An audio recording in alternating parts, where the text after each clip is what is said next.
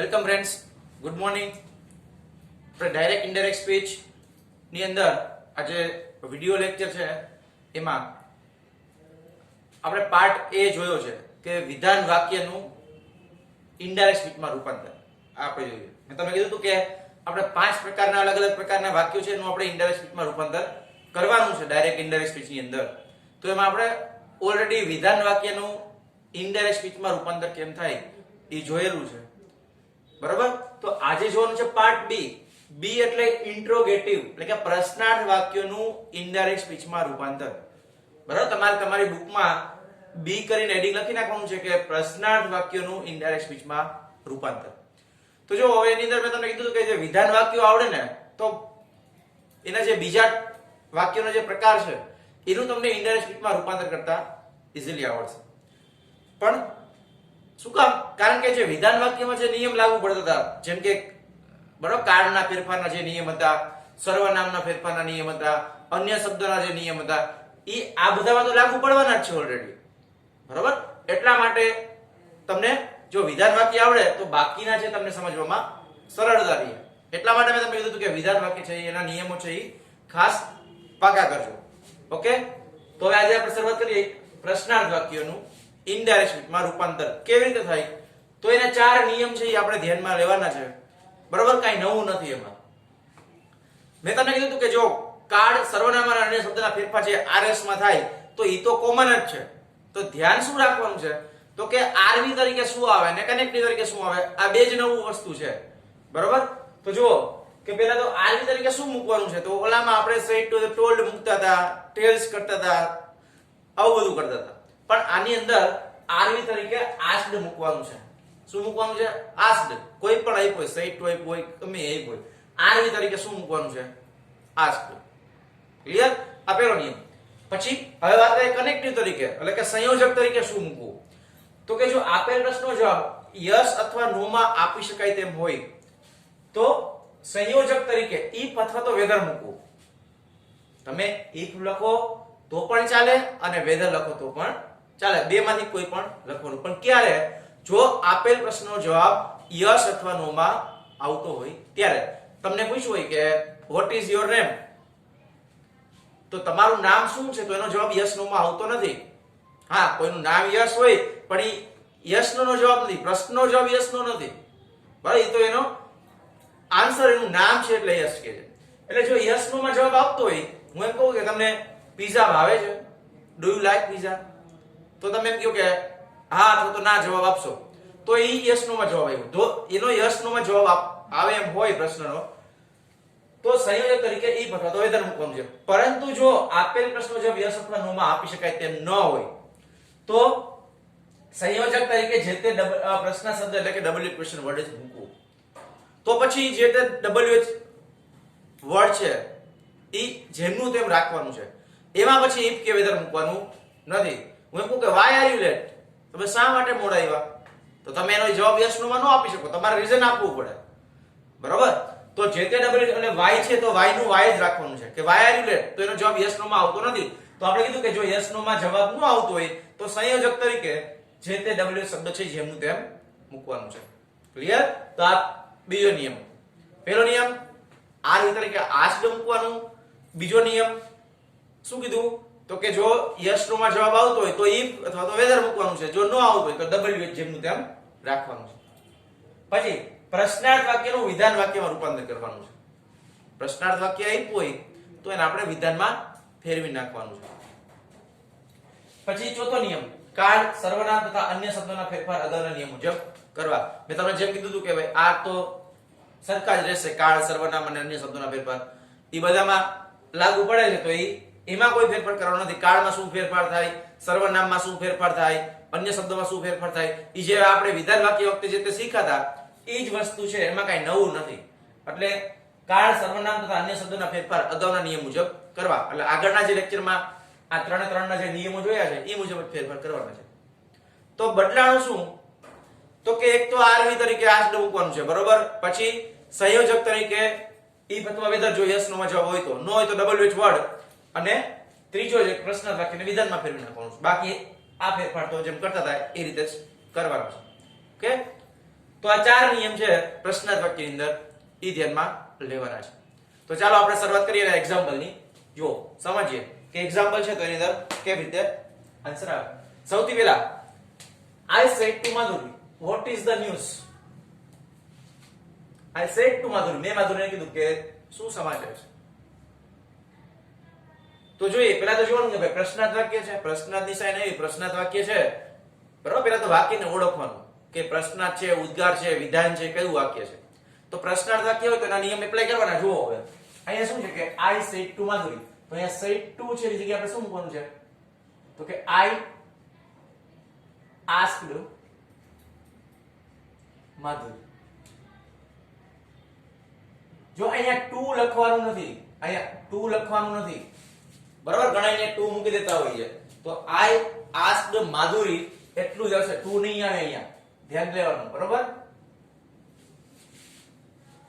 તો I asked Madhuri. ચાલો આટલું સમજાણું કે said to ની જગ્યાએ આપણે asked મૂક્યું તો આપણે rv નો ફેરફાર થયો. આ પહેલો નિયમ હતો એટલે કે. હવે બીજો નિયમ, જો yes no માં જવાબ આવતો હોય તો શું મૂકવાનું if અથવા whether. જો નો આવતો હોય તો જે તે wh વર્ડ છે એમનું એમ. તો what is the news તમને પૂછાય હોય તો શું સમાચાર છે તો તમે yes no માં જવાબ આપો. કઈક સમાચાર હશે ઈ જ કહેશો ને શું સમાચાર છે. તો yes no માં જવાબ આવતો નથી તો જે તે w છે એમનું એમ રાખવાનું એટલે what નું what જ રહેશે. આ what નું what. ચાલો આ સંયોજક તરીકે what મૂક્યું. પછી શું છે કે what is the news.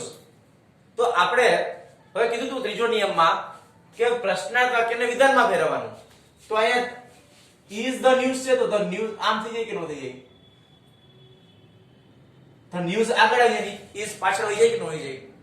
પ્રશ્નાર્થ છે તો આપણે વિધાનમાં ફેરવવાનું. તો વિધાન કેવી તમારે is the news છે તો the news is એવું થાય કે નો થાય. ક્યાં તો the news નું the news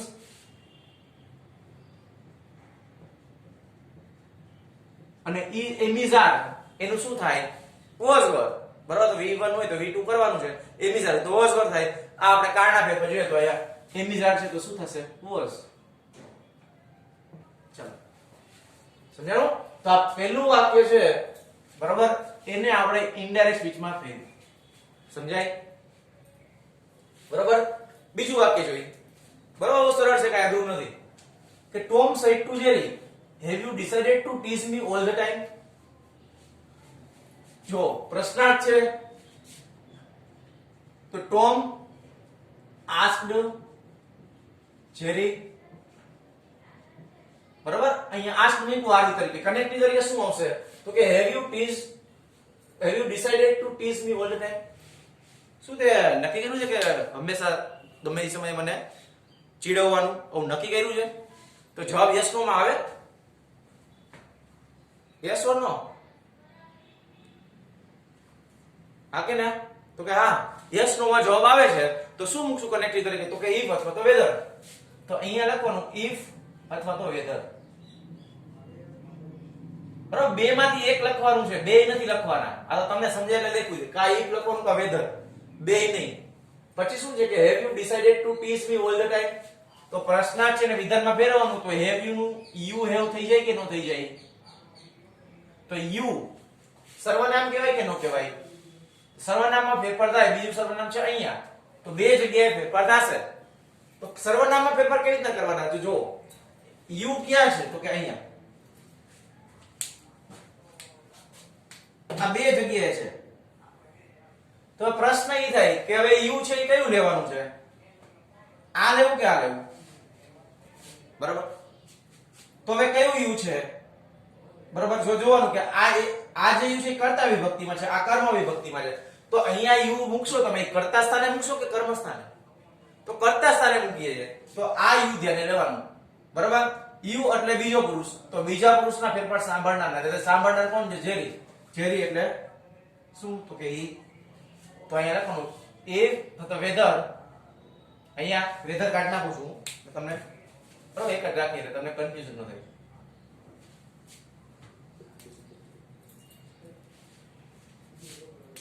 if he હવે અહીંયા you have you હતું you have થઈ ગયું તો you નું આપણે he કર્યું બરાબર. તો have decided તો હેવ હેઝ હોય તો એનું હેડ થાય કે ન થાય? આવું આપણે શીખવાય. તો અહીંયા હેવ છે તો એનું હેડ થાય, હેડ ડિસાઇડેડ. બરાબર? એટલે શું થયું? હેવ હેઝ પ્લસ V3 પૂર્ણ વર્તમાન કાળ તો પૂર્ણ ભૂતકાળમાં પડે. બરાબર? એટલે આપણે એવું કીધું કે ભાઈ હેવ હેઝ હોય તો હેડ કરવાનું. તો અહીંયા હેવ હેઝ છે તો એનું હેડ કર્યું, ડિસાઇડેડ ટુ ટીઝ મી સર્વનામ છે તો ચેન્જ થશે. મી એટલે ક્યાં? તો કે અહીંયા છે. બરોબર? મી એટલે કયો પુરુષ કહેવાય? પ્રથમ પુરુષ. પ્રથમ પુરુષના ફેરફાર થાય બોલનાર નથી. બોલનાર કોણ છે? ટોમ. ટોમ એટલે હી. બરોબર? તો હી અને આ મી આ બે ભેગા થઈને શું છે જોવો તો કે હિમ. તો મી નું શું થશે? હિમ. ઓલ ધ ટાઈમ નું ઓલ ધ ટાઈમ. પ્રશ્નાર્થ છે એ નીકળી જશે. બરોબર? આપણે કીધું કે પ્રશ્નાર્થને વિધાનમાં ફેરવવાનું છે તો પ્રશ્નની સાઈન નીકળી ગઈ. ક્લિયર? સમજાય?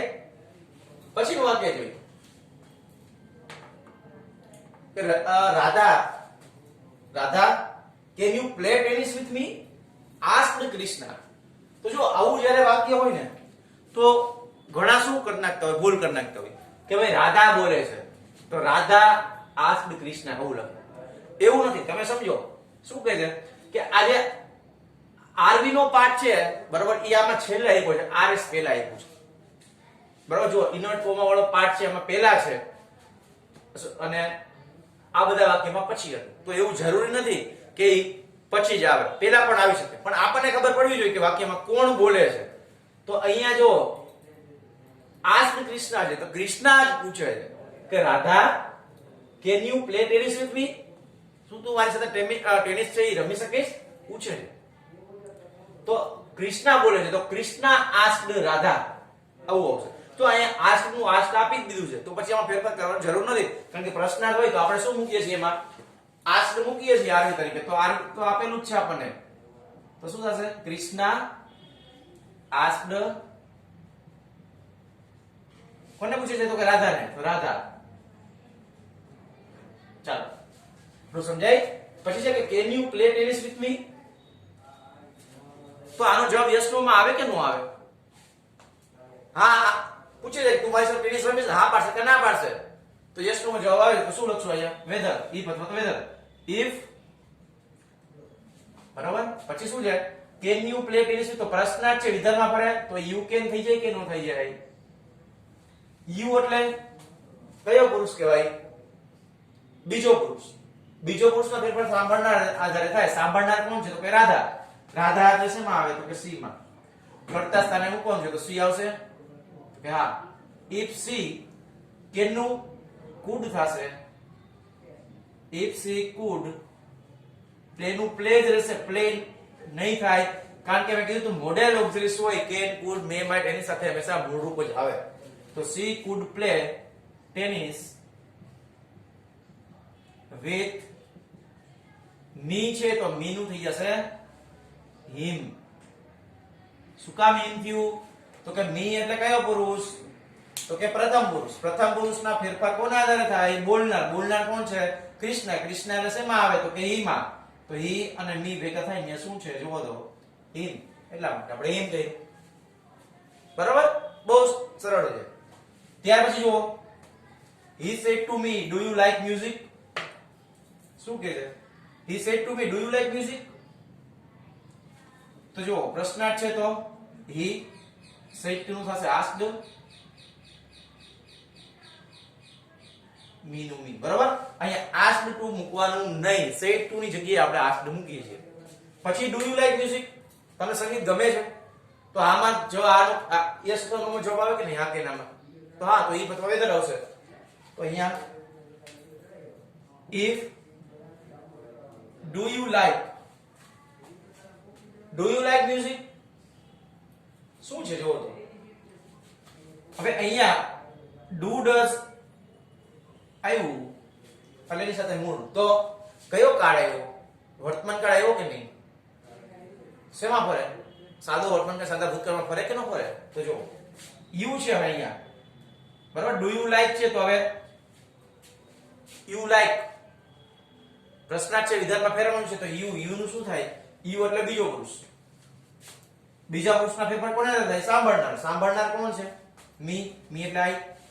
તો આઈ બરાબર લાઈક નું liked. I liked music. If I like music. બરાબર. તો આ હતા પ્રશ્નાર્થ વાક્યો. એને આપણે ઇનડાયરેક્ટ સ્પીચમાં ફેરવા. 4 નિયમ ધ્યાનમાં લેવાના છે. એ નિયમના આધારે આપણે પ્રશ્નાર્થ વાક્ય છે એનું ઇનડાયરેક્ટ સ્પીચમાં રૂપાંતર કર્યું. હવે જો ડુ ડઝ ડીડ આ બધા કેવા હતા? ડુ ડઝ ડીડ વગરના. આ આવી ગયું છે ભૂલથી. પણ આ જો કે ભાઈ આ રીતે હોય તો શું કરવાનું? ડુ ડઝ ડીડ વાળા વાક્યો આવે તો સમજો. હવે કે he said to her do you like pizza. હવે અહીંયા તો જો આવું હતું કે have you તો you have થતું હતું. તો અહીંયા ઉલટ સુલટ થશે નહીં થાય. તો સમજો કેવી રીતે બનાવવાનું. પહેલા તો પ્રશ્નાર્થ છે એટલે તમને એટલી તો ખબર પડે કે અહીંયા said to ની જગ્યાએ asked આવશે તો he asked her. આટલું તો ખબર જ છે. પછી do you like pizza તમને પીઝા ભાવે છે તો yes નો જવાબ આવશે. તો if મૂકશું અહીંયા. if હવે યુ છે કરતા છે તો પહેલા આવે કે નો આવે? તો કે હા. તો શું થઈ? યુ એટલે કયો પુરુષ છે? બીજો પુરુષ. બીજો પુરુષ અહીંયા છે બે જગ્યાએ જો. તો સાંભળનાર કોણ છે? હર. તો એની કર્તા વિભક્તિ કર્તા સ્થાને છે તો કર્તા વિભક્તિમાં શું આવે? તો કે સી આવે. તો અહીંયા શું લખવાનું? સી. સી. પછી ડુ લાઈક. Do like.